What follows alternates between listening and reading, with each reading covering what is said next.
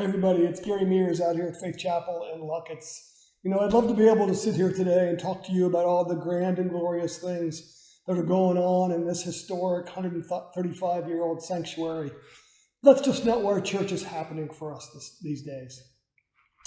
About 3 years ago, we started a food pantry out here, and when it started, it was pretty modest, honestly. We supported maybe 20 or 30 families a month, but we were supporting the families that our local elementary school had identified to us as being those who were most in need.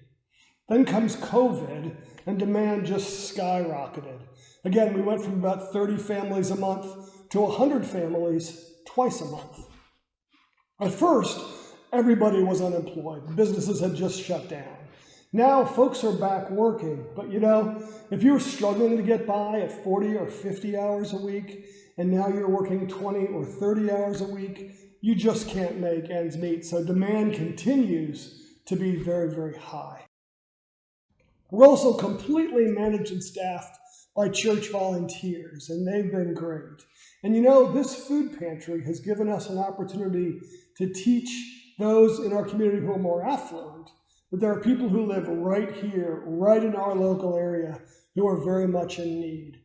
It's also given a chance for moms and dads to teach their kids about our calling to provide food to the hungry, to provide drink to the thirsty, and to welcome the stranger. That calling that's so familiar from Matthew 25.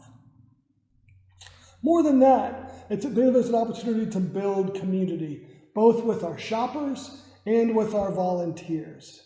In the pre-COVID times, folks would come here on a Saturday morning.